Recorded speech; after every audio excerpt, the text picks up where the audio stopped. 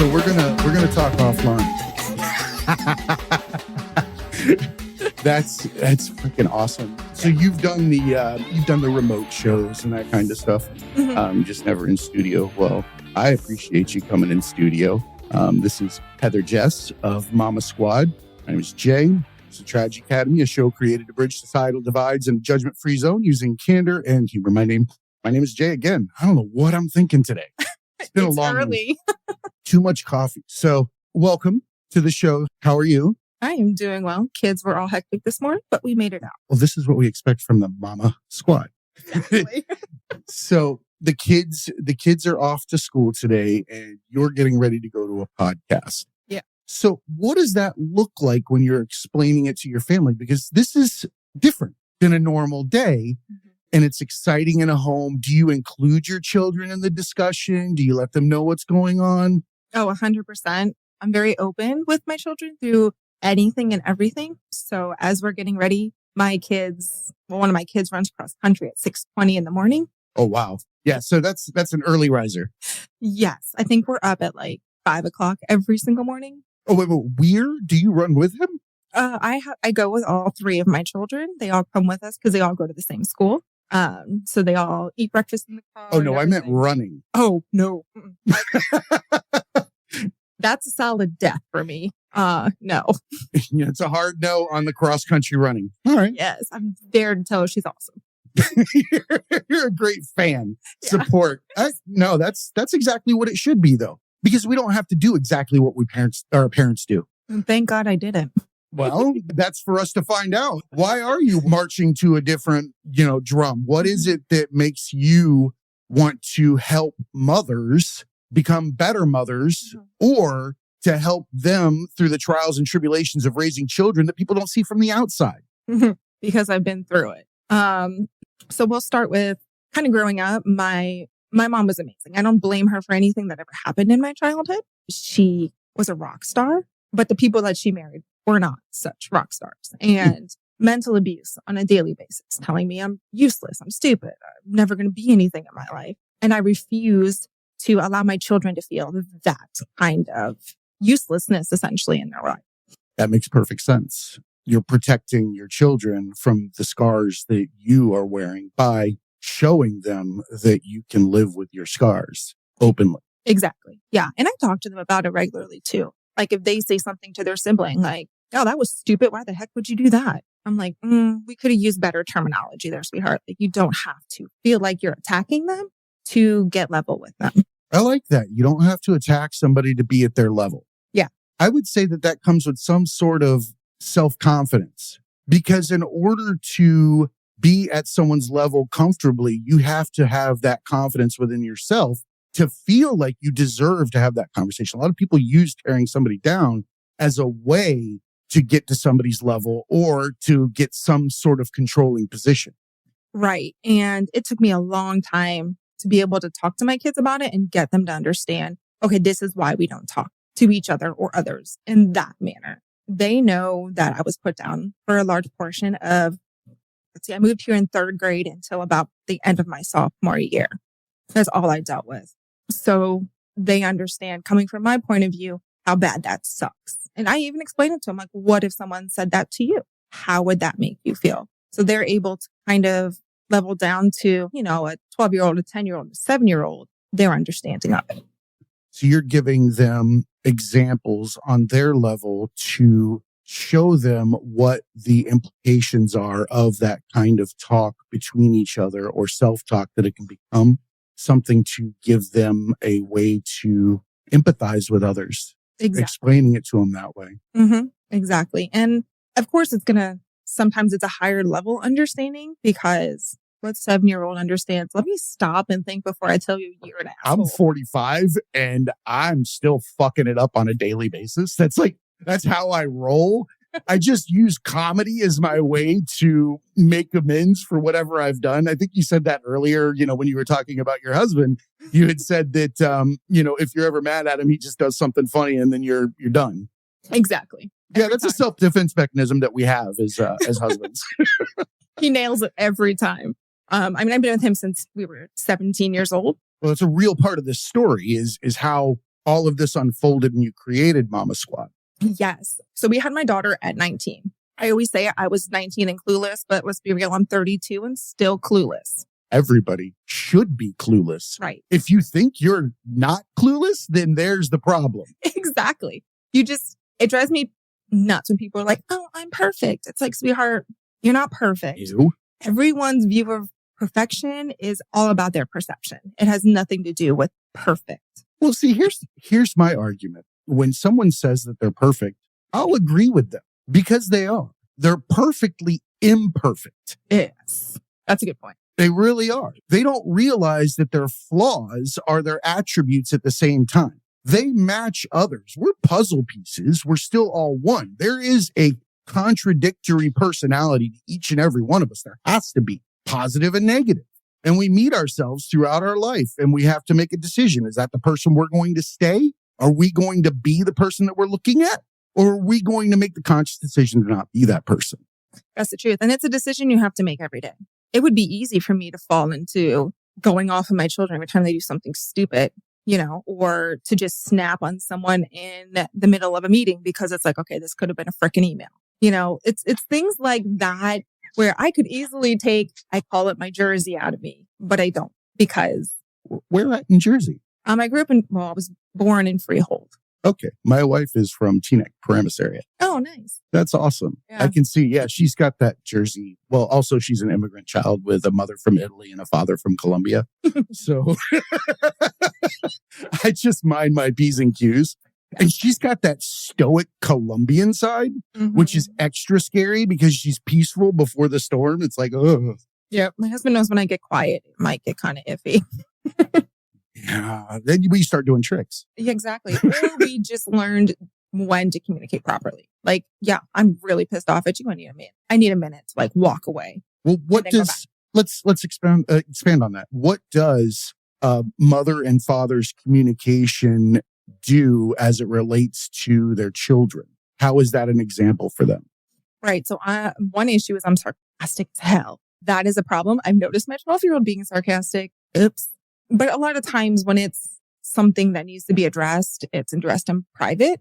As an example, it could be as easy as maybe I think something should be done differently for the kids than what he's thinking so that we have to readdress. Okay, well, what do we want to do together to go? We may not agree completely, but how can we address this as one instead of two separate parties? So you're trying to find a happy medium between the two of you, and you're not airing out your disagreements in front of the children in a manner where it looks like there's something to be scared of when we're making decisions versus making it behind the scenes and coming to that agreement based on probably, let's face it, we're culturally different than our spouses. We're different in how we're brought up. We're different. I always use the analogy about Benjamin Franklin's bifocals. And that life experiences can be equated to each and every one of those lenses. And if you remember, they used to be like on a little switch and you could, flip them back and forth between each eye. I feel like every human has a set of those glasses, but they're all custom. And not only are they custom, they have individual lenses for each and every experience that layer upon the other that no two people can look through and see the same.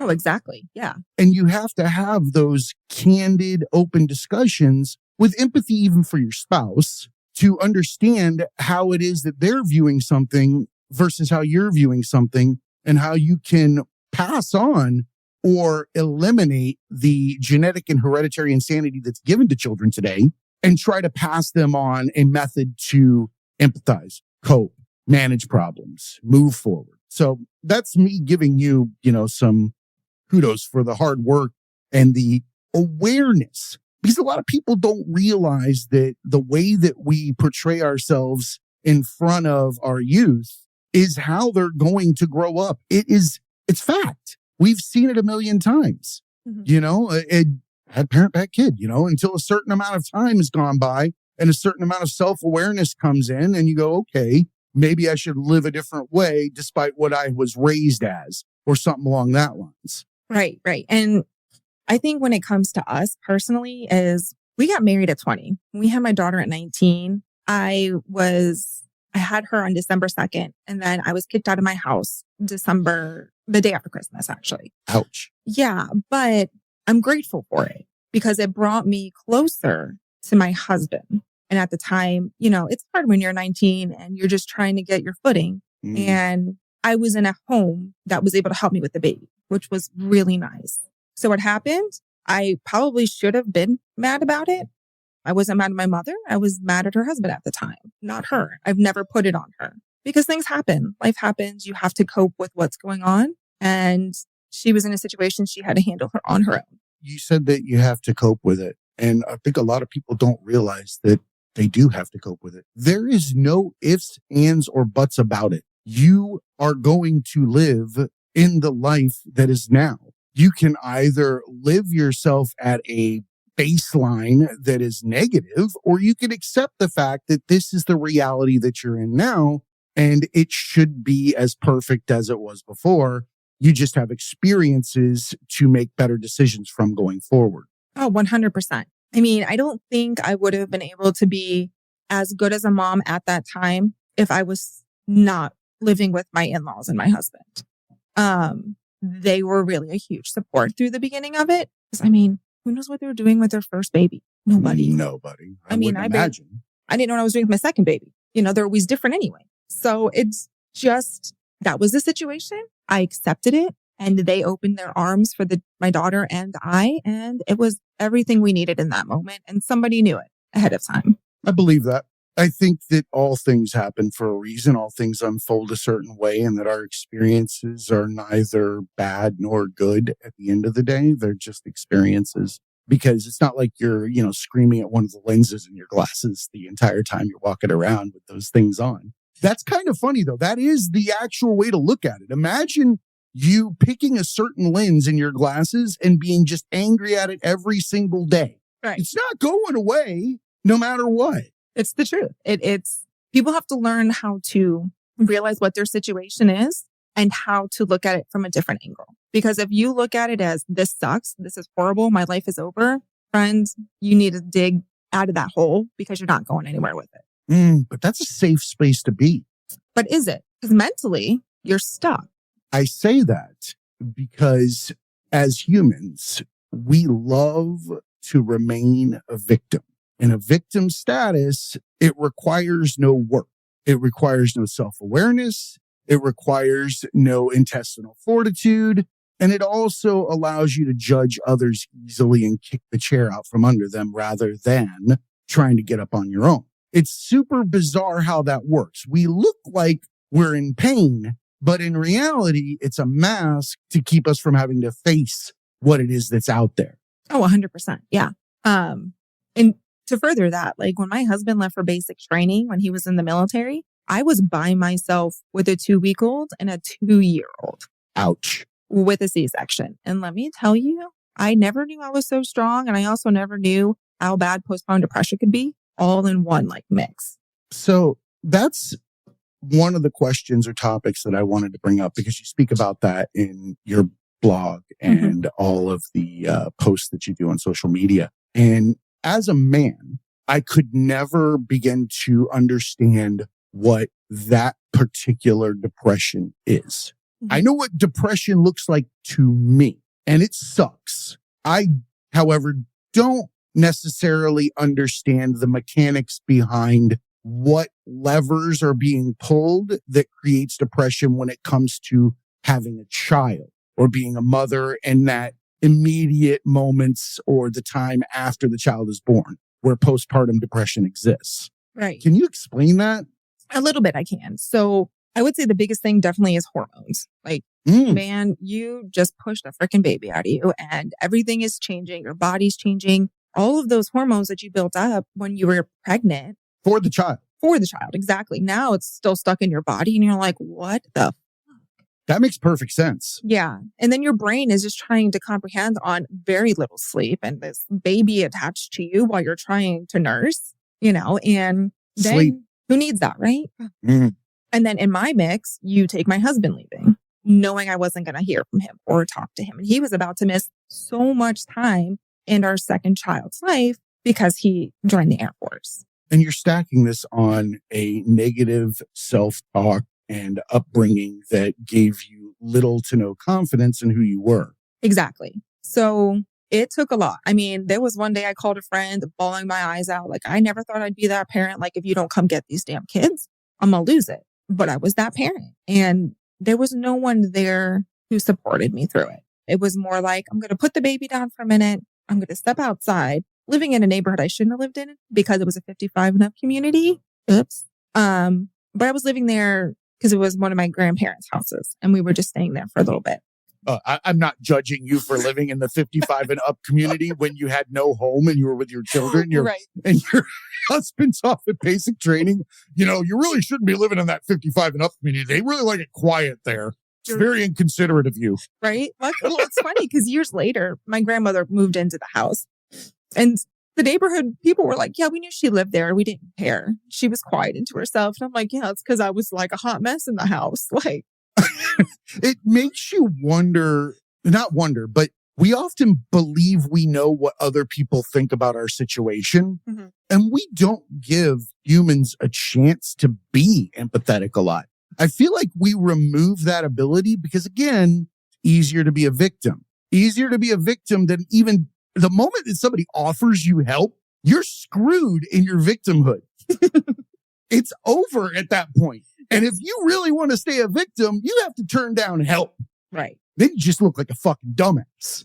And I looked like a dumbass a lot, let me tell you. Because especially once my husband finally came back, I had to get used to having somebody else. Ooh. Because I did it on my own. Now, his sister, I'll get down to this a little further down, but she is the reason behind my blog to begin with.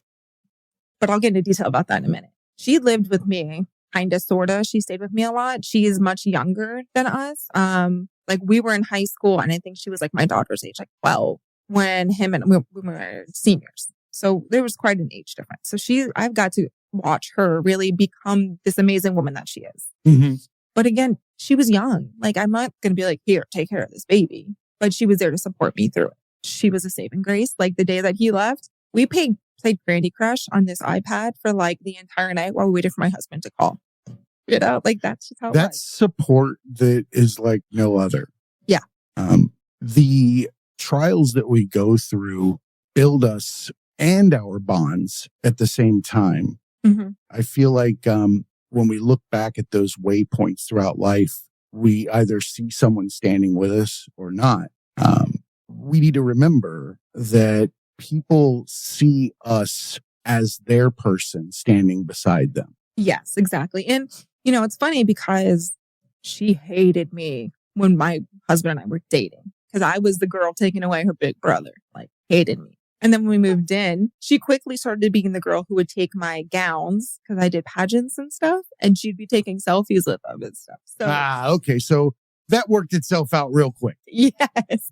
I became the big sister for her in essential ways, you know, and I was her support and she was mine. And it was pretty cool. I was going to say, I bet if you sat down and asked her, she would probably say that she learned just as much and received just as much support from you as vice versa. Oh, 100%. Like when she asked me to be her maid of honor for her wedding, it spoke so high. Like, no, I had to help her plan the wedding from Florida and she lives in California. So that was a little rough, but we made it work. It was awesome. That sounds like getting your wisdom teeth out. Like that. And that hurts. Yeah. Yeah. It was interesting, but it was worth it. At the end of the day, Absolutely. It was worth it. But yeah, so she was there for me a lot during that time frame. And I don't think she ever understood how much until I spoke to her about it. You know, after her wedding and stuff, we're all hanging out in California, way too drunk for anybody's good. But it was just really awesome. You know, we don't tell each other thank you enough for the things that we do for each other throughout our lives. And I'm not saying that this should have happened a different way, mm-hmm. but wouldn't it be cool if we lived in a way with others where we could make sure that that person was aware of their impact at any given time? So it took me a while to actually look at things that way. And even if it's at the grocery store and someone helps me, I'm like, listen, I appreciate you. Like, thank you so much for what you're doing.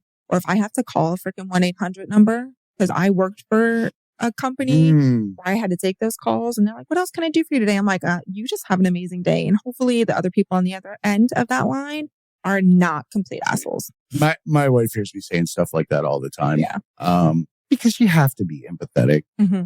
You really do. And that's not to say that I don't lose my shit when I lose my shit, because there's a difference. I want to be nice to everybody until somebody's an asshole and they're a bully. If I smell a bully, it's really hard for me not to make some on the spot corrections. 100%. Yes. If I smell a mask too, that's another problem for me. I believe that to a certain degree, we wear masks throughout life. I talk about it all the time. And if I smell somebody wearing a mask in front of me for our interaction, I either A, have to leave, or B, tell them it's on. Right. And my husband hates that about me because I do that. My wife too. I'm like, whoa, no, we don't have time for that. But let's also face it. If you're working in a corporate world, your personality in the office is going to be 100% different for most people than when they're out and about. I'm not that person, but most people are. I used to do that. I mean, honestly, I can be open about it. I was in the corporate world for quite a while, and I went to work in a suit every stinking day, flew around the world, did all that crap. And the funny thing is, I didn't grow up in that life, like not even close to it. So I had seen both sides of the coin, and I knew that there's no way I could have been there without wearing a mask because I didn't know how to be them. Right. There's no way. I get that. Like I worked for one guy, I should say. I was his personal assistant for a bit. And I tried to be nice because he was an older gentleman. No, I lied. He was an asshole. But he was very aggressive. And one day he went off on me because one of his clients didn't call in time to renew their life insurance. And I'm like, yo, that's not on me. That's on you. Like, you should have told me you needed that. I just started like 3 months ago. Yeah, it's like all it is setting a little alert to let them know that it's 90 days or 60 days or 30 days. What you had there was a frustrated person with technology that didn't know how to set up scheduling and things like that and needed someone to scream at for their inability to manage their own day-to-day business. Right. And when I told him to shut the fuck up and get out of my face, I've never seen an old man sit down so fast in my entire life. Because nobody says that. Nobody says that. And here's the problem. When I do that, I feel like shit 30 minutes later. Like, I'll literally want to take a nap. I'll feel horrible about myself, what I've done, who I've been. It's a whole situation. It's another reason why my wife hates when I have to put somebody in their place because it wrecks me internally. I don't know if that's normal. I don't know if other people feel that way, but I feel like shit after. Right. So I did feel pretty guilty afterwards. But then I was also like, nah, this guy needed it because his other assistant that was before me, he was horrible to her. I mean, worse than he was to me, and it was like, my husband's active duty military. I know we've got a paycheck coming. You want to get in my face. That's a different dynamic. Yeah. Employers that require their employees to be in almost an indentured servitude type of role in order to run their business are pieces of shit. Oh, 100%. Yeah. It should be looked at as almost like a family because I can't, like, the people that work with me with this show, I can't imagine the show being successful without them being successful. 100%. And that's kind of how I view the way that I'm building my business is for those who are part of my team, they're family. They're not just some person that I am hiring to be with me. That's not how it is. Like, if you're part of my team, I'm putting a lot of faith in you, and now you are part of my family. Like, that's just how it is. And if you don't like the way something's done, speak up. Tell me. Let me fix it. And people know that. People trust that. People open up to that. If we're open to the people that we allow into our lives, they'll be open to us. It's a mirror. People know when you're genuine in how you approach people, you will see walls drop. You'll see people's expressions change immediately in the moment when they feel like they're no longer being judged or have to judge to hold their position. people don't talk about that. If you have a complex that says you're not good enough, you're not judging people because you think you're better. You're judging them because you think you're worse and you require that extra leg up in order to be on their level. 100%. That's 100% the imposter syndrome that I have felt so many times. When I'm like, okay, I was just a mom. Like, what business do I have telling other moms like how to do stuff? And I'm like, wait, like, okay, yes, but I understand what it's like to be at rock bottom. I understand what it's like to do it on your own. I understand what it's like to call your mom crying in tears because all you have is kibasi in your fridge and no other protein. Like, I get it. But you know what, though? I think I'd go out on a limb and say that you'd agree with me in that you have found the longer that you've been doing this, the more women that exist with this situation picking up the phone, but not knowing that there are others that they can speak to about their situation. 100%. And that's kind of where MommaSquad started. I had made a post on Facebook one day and my sister-in-law called me and she's like, girl, you have a voice. Freaking use it. And I'm like, what are you talking about? I'm just a mom struggling to keep my brain together, And so we started talking. And before I knew it, she helped me build my website and it just became Hype Your Friends. Yeah. That's Gary. Gary's not here today. We're in studio. I think he's coming out here in a couple of weeks. We're doing a run. But his motto is Hype Your Friends. Yeah. And that sounds like you had a really badass hype man. Oh, yeah. Somebody that told you what you didn't know about yourself or didn't believe in yourself at the time. Oh, 100%. Yeah. And that's why I say she literally helped me start MommaSquad. Like if it wasn't for her to say, hey, you've got this, it would have never happened. It would have never been something that was on my radar. I was running a private organization as a military spouse for about a year and a half. I had no idea what I was doing. My husband was an E3. Yeah. Okay. It looked like he had life by the balls at that moment. I got it. I've been there. There is nothing more intimidating being an enlisted spouse surrounded by a bunch of officers and generals in a room. And you're like, hi? Isn't that awful? What did humans do to ourselves? Why does there have to be that kind of stink in a room where what you're wearing depicts how people are supposed to think about you or the culturally or other fucking systems that design this way that everybody in the room is somewhere in a pecking order. Right. And it was funny because I'll never forget, one person was like, oh, you got this by your husband's rank. And I laughed so hard. I'm like, he is an E3. Like he just sneezed and got into the military. Like chill, slow your roll. The only job he's got or influence is over rocks, turning him over to see if they're sunburned.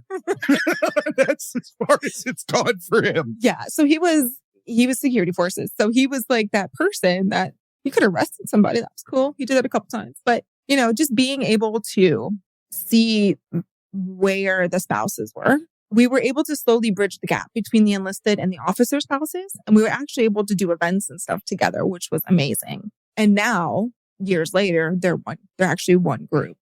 That's amazing to hear because, and I was in the military forever ago. And I'm sure that family support groups and all that kind of stuff look completely different than they did when I was in the military. So I would hope that divide doesn't exist anymore because the situation is the same during separation and life circumstances. While they carry different jobs, they have equal weight on familial impact. Oh, 100%. Like, part of the thing with MommaSquad is I want to help build a community like military spouses. As an example, I had 2 hand surgeries, one right before my son, before I got pregnant with my third, and one after I had him. I didn't cook. I didn't cook for almost a month. Now, you go fall down a flight of stairs here in the civilian world, no one gives a shit. No. They'll Facebook you. Oh, I hope you're okay. Thoughts and prayers. Exactly. I'm praying for you. Thanks. That's not helping me right now. Starving. Exactly. I can't cook. So it's things like that I really noticed when my husband transitioned out of the military.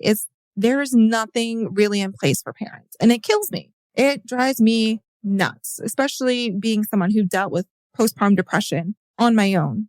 I don't want someone else to feel that way. So we're building out an infrastructure essentially where there are going to be ways for spouses to meet one another. There'll be events, there'll be different things so that each parent has a way to find other people that they connect with that are on the same level that will be there for them. And that also comes from one of my best friends. I actually met her at one of the military doctors, and our kids are about the same age.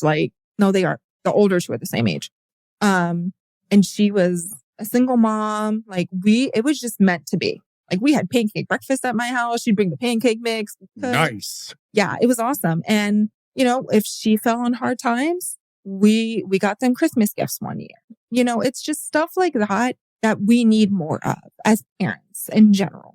And it's humans. As humans. I think that while you have chose the niche area that speaks the most to you, mm-hmm. I believe that your message speaks to all people. Yes. And I'm going to go too in depth because we're building stuff. Yeah, absolutely. Things, that we're trying to make sure no one gets what we're doing. Absolutely. You have to trademark things. You have to take your time. I completely understand. I've been down that road with this show, and intellectual property is a thing. Yeah. You want to make sure that you're protecting your idea, because what people forget is there is a larger group of people that sit in the wings that want to replicate good ideas for money. While the original idea might be for good, or the original art or whatever it is, the moment that it hits that printing press and starts fucking replicating itself with somebody else's shit on it, it's tainted. Oh, 100%. It's garbage. Yeah. It's not being used for what it was originally intended. Mm-hmm. And that to me is where I get some frustration, right? Because you have Facebook groups, but most of those Facebook groups, you're getting attacked by other like-minded individuals. I hate Facebook. It's this is not how it should be. If someone's reaching out because they need help them. Don't tell them, oh, well, you should be breastfeeding instead of formula feeding. It's stuff like that it's like, mind your business. We're failing. Right. We're failing each other. And that's huge. As humans, mm-hmm. moms, dads, everybody. Right. We're failing each other because we're not empathizing with other people's situations. And we're not giving back. Right. And I'm that person that, I'm going to stop and I'm going to give something to someone if they need it, because that's who I am. Oh, my kids are like, well, Mom, what are they going to use it for? I'm like, I don't know. It's not my business. But obviously they needed something at that moment. Random acts of kindness. Yeah. I've hugged random people before that needed it. Doesn't matter. You can tell. You can see things, Stop outside of... I had an elderly lady sitting in her car one day outside of my therapist's office. She was in the passenger seat and she was crying. Mm-hmm. And instead of walking by, I stopped. I asked her if she needed a hug.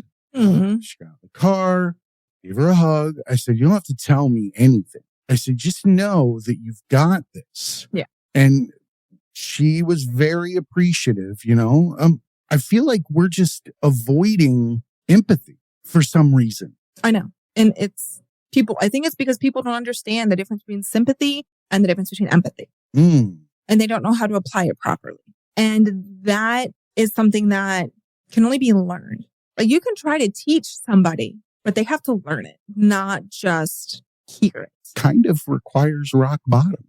Yes, exactly. There's a lot of writings on spiritual awakenings that people have throughout life. Yes. In different religious texts or non-religious texts and all that kind of stuff. But there's one that stands out as a lever that can start that path. And for some people, mm-hmm. or for some women, it's childbirth.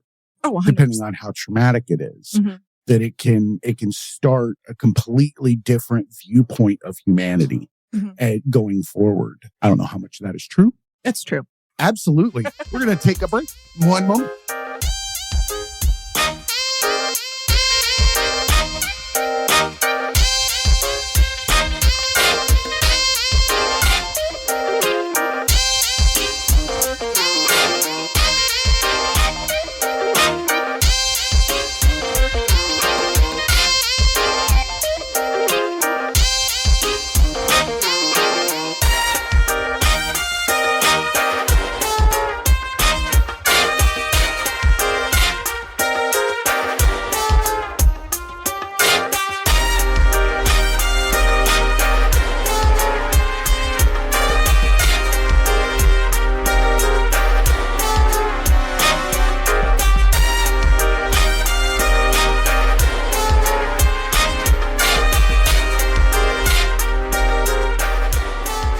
Oh, Riley, she's going to come in behind you. I'm here. That's her voice, by the way. Okay. Our dogs have a voice. People don't admit that out in public. Humans talk for their dogs constantly. Oh, I talk to my dog all the time. Respond for them, give them opinions of things in the room. It's super weird how we do that. Which, by the way, speaking of animals, obviously, you've now noticed that I love nature shows, and I didn't realize it was still on behind me in the TV up in the corner of the studio. I like to leave on like legit nature shows, and I'm wondering if you've been seeing like a killer whale toss a seal while we're talking about postpartum depression, like, or some shit like that, some violence behind me. Like some poor impala getting eaten in half, and you're like, yeah, so I really had a rough one. Not as rough as that seal, you know? The seal up here being tossed around. I wasn't paying that much attention. Okay, thank God. Oh, that's funny. No, luckily that was not happening, or I wasn't paying attention to it. One of the two. Everything's life-changing. Right? So, and as we were saying a moment ago, giving birth, life-changing event. And for some, like yourself, it appears that it started a journey for you. Oh, one hell of a journey. So, my daughter decided she wanted to show the world her butt first. Breech. Yes. I was one of those. Yeah. So I had to have a C-section. Now, I was that person that was like, I want no medication. I just want to get this baby out of me. Well, that worked out for you. Yeah. Well, C-section. Yeah. Lots you of got your medication. guts cut out, ripped, pulled to the side, and a child pulled out. Placed at the table next to me. You know, it's like. You never want to see your guts. Like that's my goal in life, is to never see my guts. Right. Like, I prefer those be a mystery forever. Exactly. Like the most I want to see. I believe you. They're in there. They're doing stuff. Thanks, Doc. I'll be back for the next checkup. Right. I can hear my stomach grumbling every once in a while. I know it's still working. That's all we need. But yeah, so when I was devastated. Now, I had gained 85 pounds with her. Snickers ice cream, stay away from it if you're pregnant. Like, don't eat it every day. I love ice cream. So I was a waitress at Applebee's in Plant City. At the Applebee's in Plant City is what I should say. This is a small town thing. If you're from a larger area, you're not familiar with how you describe locations in a smaller place. It is the Applebee. There's an S added to a lot of this shit too. There's the Walmarts. Yeah. But there's only one in each area. Exactly. And Applebee's is a fancy night for a lot of people. Oh, especially in itty bitty Plant City, let me tell you. There were lots of interesting nights, lots of bar fights, karaoke nights get real up in there. Who goes to Applebee's to sing Sugar Ray or some shit like that? Right. Right. Yeah, there's some crazy stories there. But my regulars, when I was pregnant with my daughter, they knew like that was my jam. Like I loved Snickers ice cream and they'd bring it to me. Of course, because you're such a sweet person. And I'm like 9 years pregnant. So of course, why not? So that was definitely my downfall. But luckily we found out ahead of time that my daughter was breech because they thought she was just going to be too big for me to like push out. And that's when they found out she was butt first. So I was like, okay, well, this is happening. It's nothing like coming out moon in the world. Right. I'm all about it. Like this is what I think of life already. Exactly. Which then, with my son, my second child, we were planning to do a VBAC. So I would have the vaginal birth versus the C-section. And he didn't want to come out. And I'm like, well, if he's not out by this date, go ahead and take him out. So my husband has some time with him before he leaves. So that's what happened. My last one, well, he came out. He's like, I'm ready as Cinco de Mayo. I want to party. Like, get me out of here. Oh, he's a taco kid. Oh, yeah.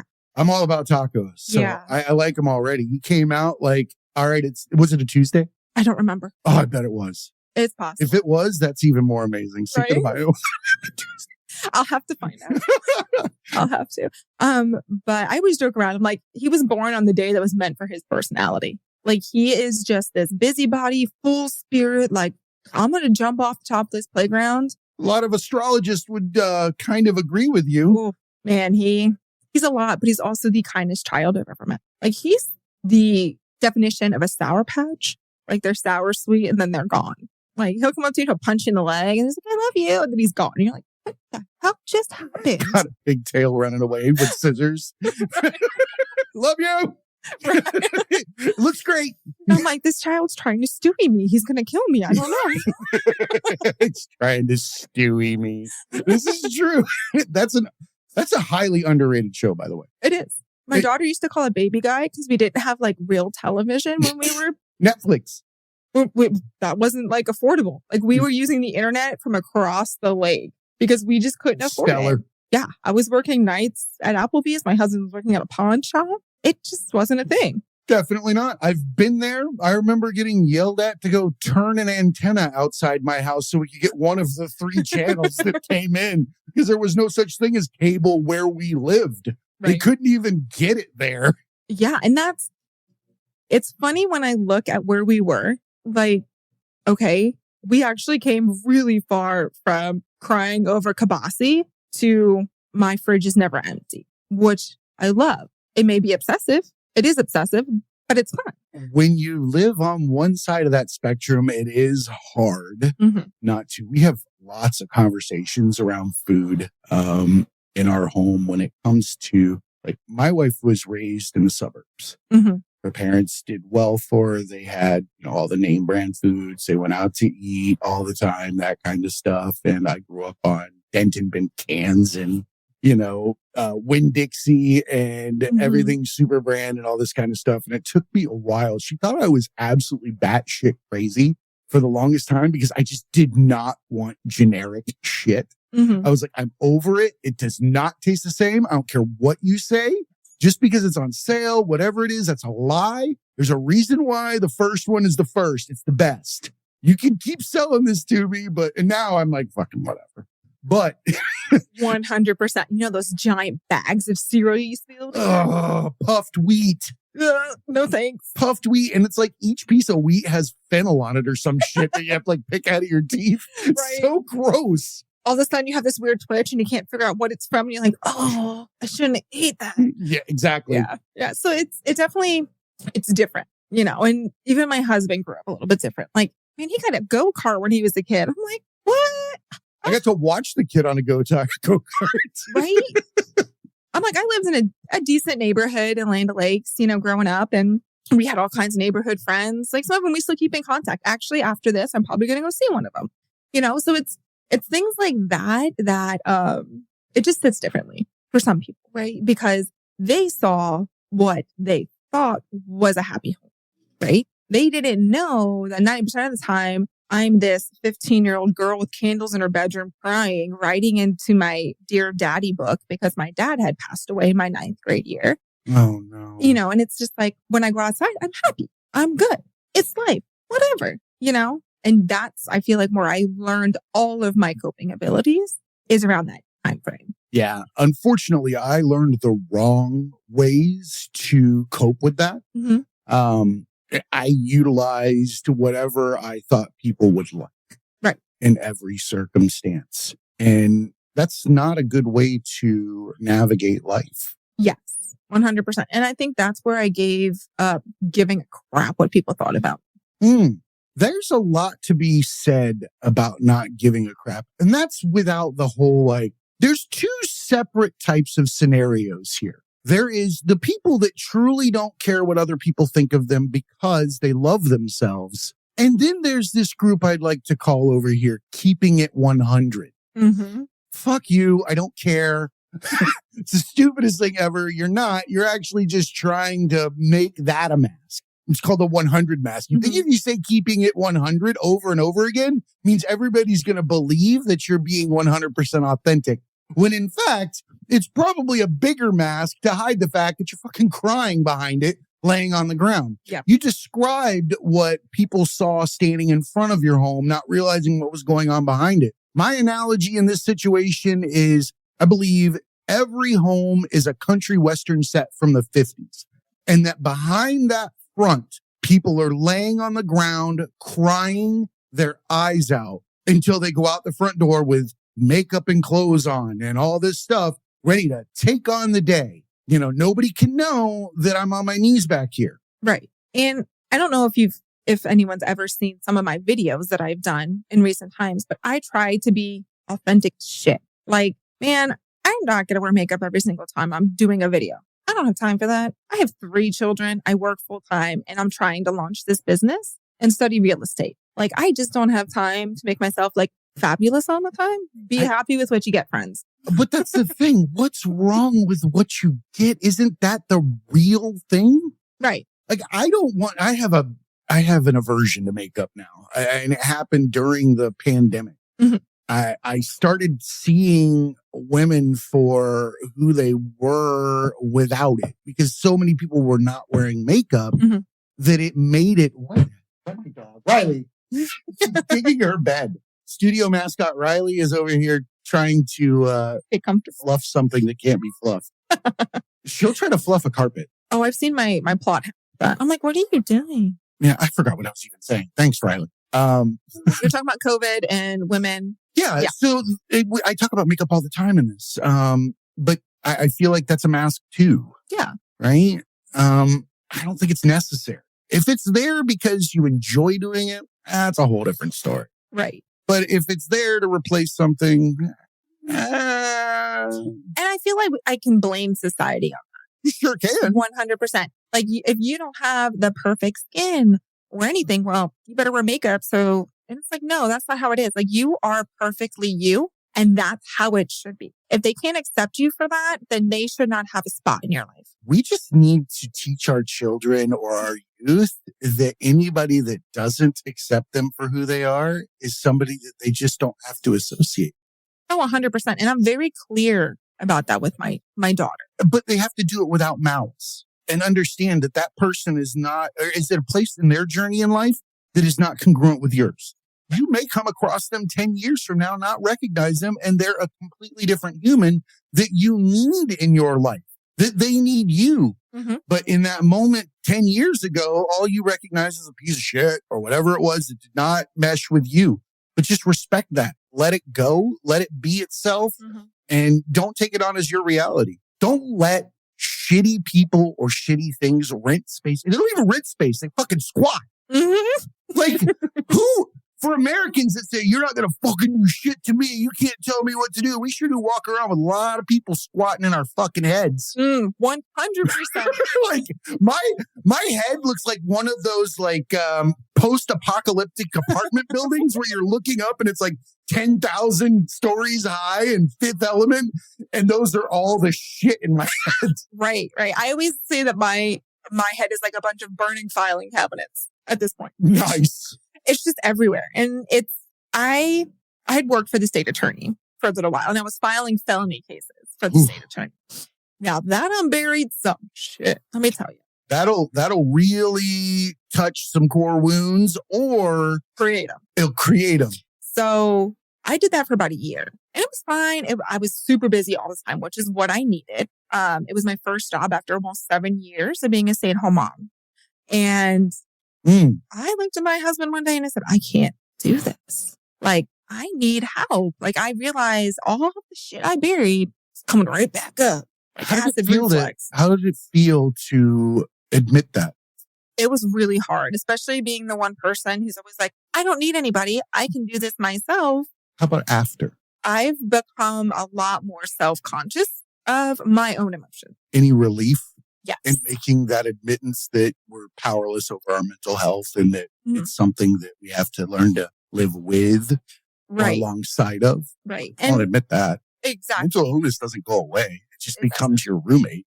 And you just start to fucking hang out together and realize that it's not always telling you the truth. And I realized a lot of it I was tiptoeing around. And I didn't realize that's what I was freaking doing. Until my therapist was like, this is what's happening. And I'm like, oh, that makes sense. I should have done this a while ago. But when you're dealing, like, she even told me my postpartum depression is also an underlining side effect of everything that I was dealing with because I buried that shit for so long. It's all one thing. Exactly. It can't not be. We don't fragment and stay fragmented. No. We invent the fragments. The fragments don't even actually exist. They're just really like spider webs. We fragment ourselves with spider webs when everybody can just rip them down. Yeah. They serve no purpose but to fuck up your mind. Oh, yeah. And, when I look at my kids, I refuse to talk to them in a way that makes them feel small. Like my daughter wants to be an astronaut. I'm like, all right, let's go watch some rockets launch. What can I do to help you with your arithmetic? What can I help you do to better yourself? Let me tell you, I don't want to be up at 5 a.m. every freaking morning. No, who wants to watch a stinky rocket after the 5th time? It's not impressive anymore. No. Unless that thing starts skywriting or some shit on the way up or does some other stuff. Like, I need it to have like some bonus shit. You start fucking shitting rainbows, doing something to entertain me on its way up there, because you can only watch so many bottle rockets before it's fucking old. Exactly. That, and it's also like, my daughter loves cross country. Like that is her jam. Like she just beat her personal record at 14 minutes and 38 seconds running a 3K. She's 12. Jesus. And then you have my 10-year-old who's on a competition soccer team. And instead of me just being like, I don't have time for this, I make the time. You know, like my husband and I may rotate who's sitting at soccer practice or who's at what game, because some of these cross country places, we went to Ocala last weekend. Yeah, they're not done in a suburban neighborhood. It's cross country. I literally feel like that and I have to work on Sundays.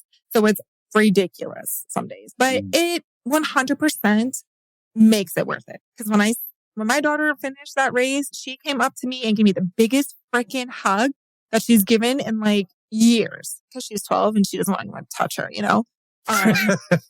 Don't look at me. Don't touch me. So it's moments like that make me realize, okay, I didn't break my daughter when I was 19 and had no idea what the hell I was doing. Like you can't.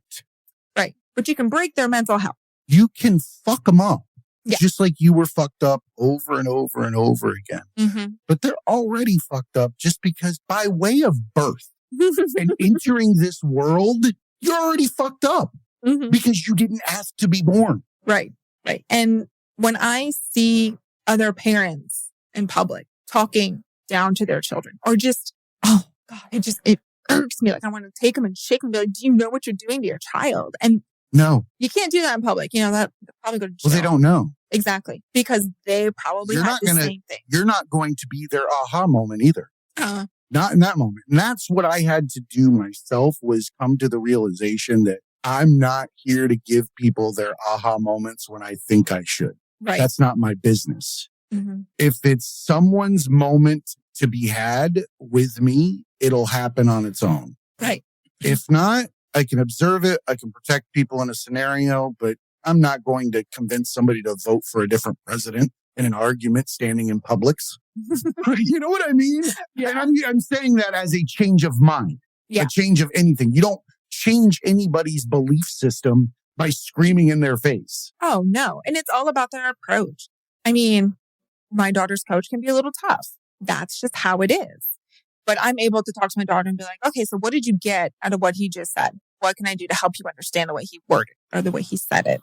Because sometimes saying run faster is just not enough, right? It's okay, let me show you how you can run faster. And I can explain it to her.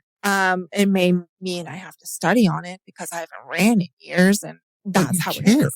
Exactly. It's her interest, though. What I heard throughout you saying this is what they loved doing. I feel like there's a subsect of parents that force children into activities just for activity's sake, or the fact that they did said activity or whatever it might be. And they try to take that square peg and kick it into a round hole for 18 years and just build nothing but resentment. Right. And I refuse to be that parent. Now, like my son, he loves soccer. My husband may have fed into that a little bit with his love of soccer, but now we go watch the Rowdies game as much as we possibly can. And he is like, soccer's a good group of people. It is. Like you get a lot less judgmental scenarios in soccer. I feel like soccer and kickball, people are, no, that's the hipster. Yeah, I was going to say kickball, maybe not. But it gives him a sense of meaning, I feel like. And that to me is important. Self-confidence. Exactly. You know, he'll compare himself to like Ronaldo and stuff. And I'm like, I love you. You're going to get there, sweetie. I promise. Just keep working. You'll be your version of Ronaldo. You are Ronaldo. Exactly. You're just your own version of it. You don't have to be somebody else. Exactly. Do you have anything coming up that you want to let everybody know about so they can, reach out to you or stay in tune with everything that you've got going on? Right. So we're working on building out a platform for parents. So that might take a few more months to finish. I just redid my online store, which I relaunched. And then I'm also going to start doing some events here locally within the Tampa area. Excellent. Once I've figured out a good time. Let us know. Yeah. We'd love to hear about it. Want to help out in a way that we can. I appreciate you coming in here and sharing, what you've gone through. There's strength and vulnerability. And I think that we continue to show that. I appreciate you for sharing the difficult piece, the things that people don't want to hear or that they pretend doesn't exist. Every time we stand up and advocate for the disenfranchised or the meek or somebody in a situation that is less than fortunate, we give them a path to follow. We give them someone to look to. And I feel like you're doing that for other mothers, parents, and people. We like to focus on smaller groups, but I really hope that people that do listen to this do recognize that it applies to all walks. Yeah, I agree. And I appreciate the fact that I got to come on here and do this. There's a lot that's going to be happening, and there's a lot that happens in the world. And the mindset is always going to be the biggest thing. We always believe this is the biggest thing. But it's not. No, because we're creating. Yeah. We don't realize that. You can't not. There's always going to be a biggest thing because you're always trying to make the biggest thing. And we're the only thing making things. Exactly. Like, we're not going to stop. So, ergo, you're just going to get bigger shit. Exactly. So stop being impressed with stupid shit and just be impressed with the fact that we exist. Right. We're human. We're here. We're going and we're moving forward. And if that's the only thing that someone takes away from this is move forward and never give up on yourself because you need to be your own biggest thing. The difference between success and failure is action. Exactly. I appreciate you. And remember, everybody, be cool and keep learning.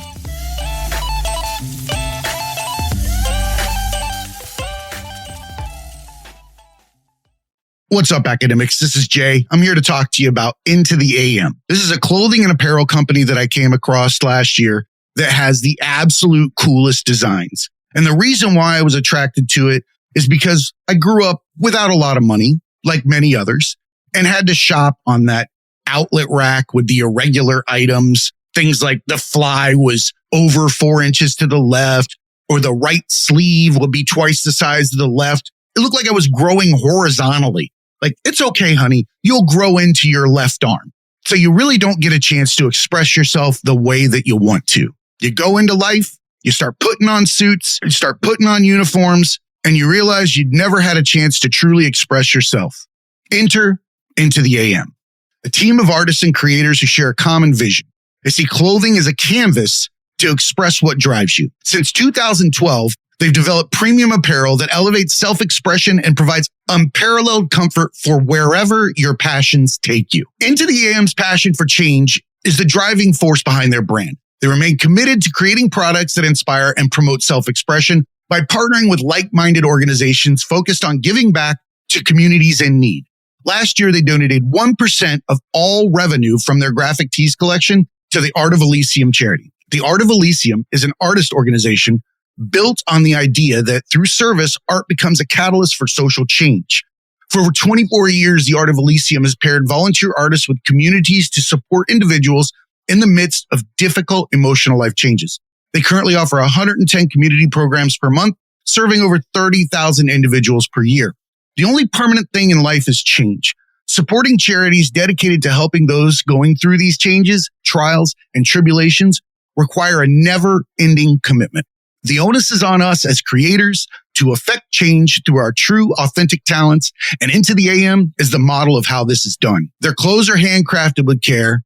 They have a team of skilled artisans that craft each garment with the highest quality fabrics and eco-friendly inks. Not to mention, these things don't shrink, they don't fade, and they fit as if they were designed supernaturally.